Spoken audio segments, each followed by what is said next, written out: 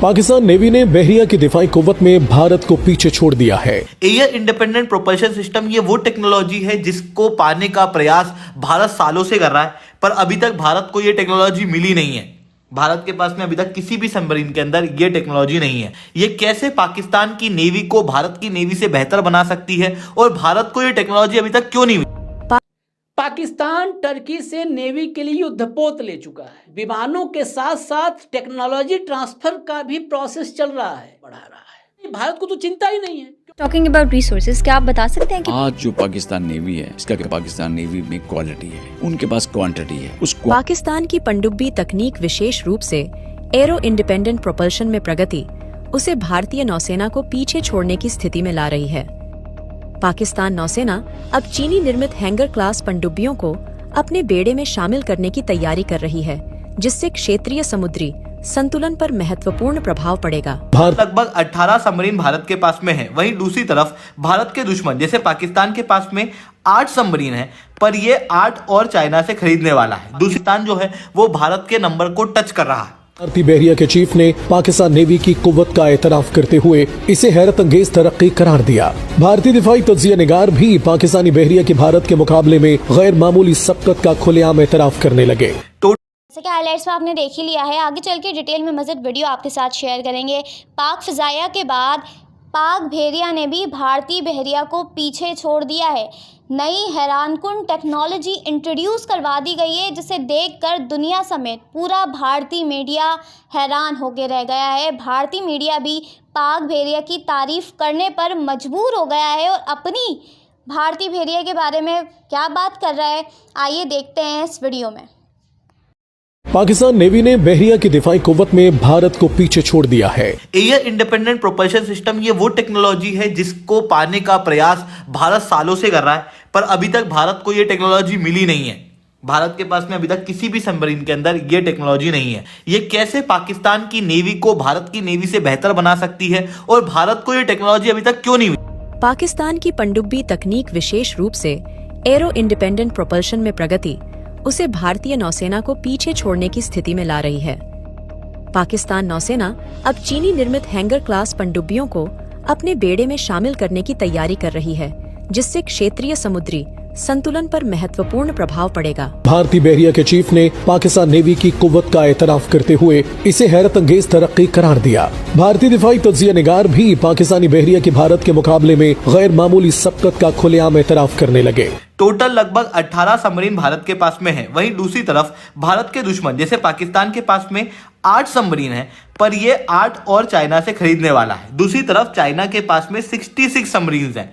आप क्लियरली देख सकते हो, चाइना तो भारत से काफी आउट नंबर है। दूसरी तरफ पाकिस्तान जो है वो भारत के नंबर को टच कर रहा है। बट खेल केवल नंबर का नहीं है, नंबर से ज्यादा यहाँ पर टेक्नोलॉजी का है, क्योंकि पाकिस्तान सबमरीन खरीद रहा है चाइना से, जहां पर चाइना ने तो न्यूक्लियर पावर सबमरीन भी दे दी है। और दूसरी तरफ इन्होंने ये भी कहा है कि अब हम एयर इंडिपेंडेंट प्रोपल्शन सिस्टम भी देंगे, जो कि ऑलरेडी पाकिस्तान के पास में अवेलेबल भी है। अगोस्टा 90B क्लास सबमरीन, जो कि अभी पाकिस्तान के पास में 3 है, जो कि इन्होंने टर्की से खरीदी थी। इसके अंदर एयर इंडिपेंडेंट प्रोपल्शन सिस्टम देखने को मिलता है। और आने वाले समय में 8 हंगोर क्लास सबमरीन जो खरीदी जाएगी, उसके अंदर भी एयर इंडिपेंडेंट प्रोपल्शन सिस्टम होगा, जो कि सिस्टम भारत के पास में नहीं है। प्रोजेक्ट 75I के तहत हम प्रयास कर रहे हैं कि ये टेक्नोलॉजी भारत की सबमरीन के अंदर लगे, पर अभी तक प्रोजेक्ट 75I के अंदर किसी को भी टेंडर दिया गया नहीं है। तो बात आती है कि यार ये एयर इंडिपेंडेंट प्रोपल्शन सिस्टम होता क्या है। देखो, जब हम बात करते हैं सबमरीन की, तो सबमरीन मेनली 2 प्रकार की होती है, डिपेंड ऑन कौन से फ्यूल से चल रही है। एक तो होती है डीजल पावर सबमरीन और दूसरी होती है nuclear power submarine. Diesel power submarine के अंदर क्या होता है, सबमरीन के अंदर डीजल डलता है, और डीजल को जलाने के लिए क्या चाहिए, ऑक्सीजन, क्योंकि सबमरीन पानी के अंदर है, वहां पे इतना ऑक्सीजन मिलेगा नहीं। इस कारण से बार बार सबमरीन का जो ऊपर वाला ऐसा सा मुंह होता है ना, ये मुंह, इसको बाहर निकालना पड़ता है ताकि ऑक्सीजन सबमरीन अंदर ले और डीजल जले। ये दिक्कत होती है इस सबमरीन के अंदर। मतलब डीजल पावर सबमरीन के अंदर मेन प्रॉब्लम है स्नॉर्कलिंग की। दूसरी तरफ न्यूक्लियर पावर सबमरीन के अंदर बार बार उसे बाहर नहीं लाना पड़ता, ये अंदर चलती है, पर क्योंकि यहाँ पर न्यूक्लियर पावर का प्रयोग हो रहा है, इस कारण से यहाँ पर आवाज बहुत होती है। इस कारण से पानी के अंदर सबमरीन होने के बावजूद भी इस प्रकार की सबमरीन आसानी से दुश्मन पकड़ पाते हैं, डीजल पावर्ड सबमरीन को स्नॉर्कलिंग की मदद से और न्यूक्लियर पावर्ड सबमरीन को उसके साउंड की वजह से। बट अगर मैं डीजल पावर्ड सबमरीन में कुछ ऐसा कर दूं कि बार बार ऑक्सीजन को लेने बाहर ना आना पड़े, तो ये सबमरीन बहुत ही ज्यादा स्टिल्थ कैपेसिटी की हो सकती है, दुश्मन इसे आसानी से पकड़ नहीं पाएगा क्योंकि ये आवाज नहीं करती। तो फिर क्या किया जाए, इसके अंदर एक ऐसा प्रोपल्शन सिस्टम लगाया जाए जो बिना हवा के चले, मतलब एयर इंडिपेंडेंट प्रोपल्शन सिस्टम लगा दो, ताकि डीजल जो जले उसके अंदर आपको बार बार ऑक्सीजन लेने बाहर ना आना पड़े, डीजल बिना ऑक्सीजन के भी जल सके।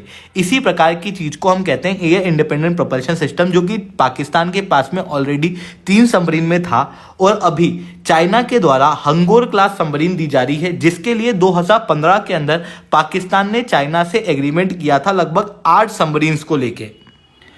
ये सबमरीन चाइना की ही युआन क्लास सबमरीन का अपग्रेडेड वर्जन है, बस थोड़ा ही डिजाइन के अंदर चेंज किया गया है। जैसे जो चाइना की युआन क्लास S-26 सबमरीन है, उसका ओवरऑल वेट 2550 टन देखने को मिलता है।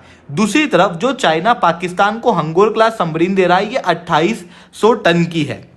अदरवाइज पेलोड कैपेसिटी वगैरह सब सेम है। अंतर जो मेन आता है वो आता है इंजन का। चाइना ने जो इंजन प्रयोग किया है अपनी S-26 सबमरीन के अंदर, वो जर्मन इंजन है, जो कि जर्मनी ने ले चुका है। अब लड़ाकू विमान की बारी। विमान 170 प्लूटोनियम बेस्ड न्यूक्लियर वारहेड, ये भारत के सारे इलाकों को, मतलब जितने क्षेत्र हैं दक्षिण से उत्तर, पूर्व से पश्चिम, सबको नष्ट करने में सक्षम है। जो आर्म्स कंट्रोल की रिपोर्ट है वो सिर्फ भारत को नहीं, भारत को तो चिंता ही नहीं है क्योंकि विश्वगुरु यहां बैठे हुए हैं, अविनाशी हैं, आंख बंद करके सब कुछ समझ जाएंगे, नष्ट कर देंगे। भारत को चिंता हो ना हो, अमेरिका को 7 समंदर पार अमेरिका को चिंता है। अब जो डेवलपमेंट है न्यूक्लियर प्रोग्राम्स और मिसाइल प्रोग्राम्स का पाकिस्तान के, वो पूरे इंडियन सब कॉन्टिनेंट को अपने जद में ले रहा है और पूरे भारतीय उपमहाद्वीप का हर क्षेत्र पाकिस्तान के पहुंच में आ रहा है। वो किसी भी क्षेत्र को नष्ट करने में सक्षम है।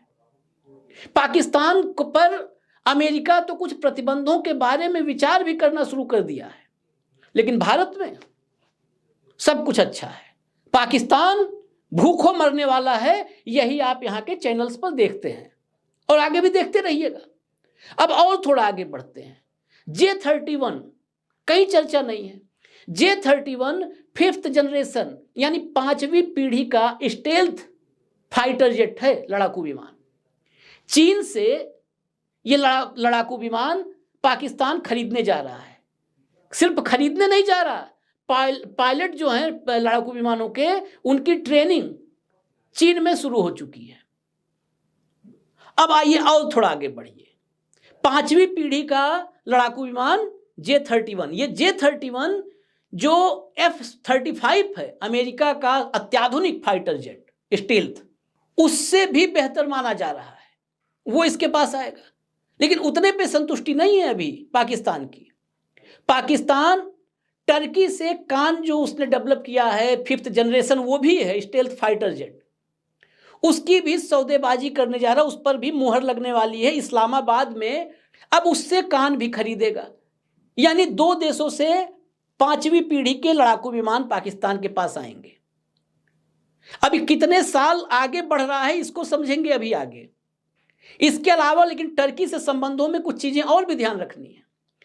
टर्की से ड्रोन, पाकिस्तान के पास जो 5th जनरेशन के लड़ाकू विमानों का जखीरा पूरा वो बनाने की तैयारी में है, उसके जवाब में भारत का मुंहतोड़ जवाब है कि आंख आसमान की तरफ किए, टकटकी लगाए, जैसे भारत में 80-81 करोड़ लोग 5 किलो राशन का इंतजार। जी, तो जैसे कि आपने भारतीय मीडिया का रिएक्शन देखा, अगर आप इसी तरह भारतीय मीडिया का रिएक्शन पाकिस्तान और पाकिस्तान की पॉलिटिक्स पर देखना और सुनना पसंद करते हैं तो इस चैनल को लाजमी सब्सक्राइब कर लें, बेल आइकन पर क्लिक कर लें, ताकि जैसे ही कोई नई वीडियो आए आपके पास फौरन नोटिफिकेशन आ सके और आप सबसे पहले वीडियो देख सकें। अगली वीडियो में मुलाकात होगी, तब तक के लिए अल्लाह हाफ़िज़। पाकिस्तान जिंदाबाद।